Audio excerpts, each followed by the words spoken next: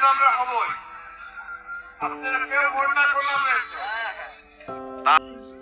দেখেন এখানে বিএনপির নেতা কি কথা বলল।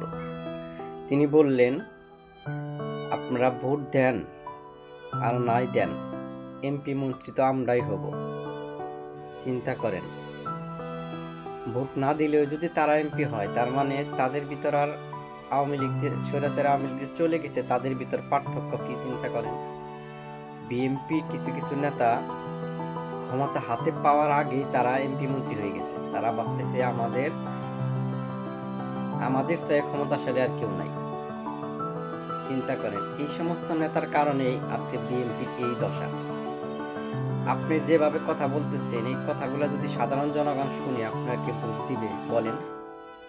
আপনি ক্ষমতা হাতে পাওয়ার আগে ক্ষমতার দাপট দেখাচ্ছেন, তাহলে ক্ষমতা হাতে পেলে কি অবস্থা করবেন এটা কি সাধারণ জনগণের বোঝার বাকি আছে?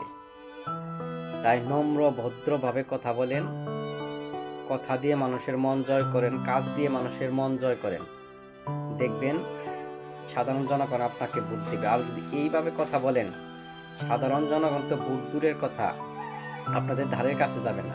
আর মনে রাখেন, আওয়ামী লীগ তো ক্ষমতায় ছিল, ক্ষমতায় থেকে নির্বাচন দিয়ে তারা দুর্নীতি করে এমপি মন্ত্রী হয়েছে। আপনারা কিন্তু ক্ষমতায় নেই, তত্ত্বাবধায়ক সরকার আওতায় নির্বাচন হবে। সুতরাং আপনারা ভাইবেন না যে ভোট না দিলেও আপনি এমপি মন্ত্রী হবেন, কিংবা দুর্নীতি করে ভোট চুরি করে এমপি মন্ত্রী হবেন। এটার কিন্তু কোনো স্কোপ এবার নির্বাচনে বলেন।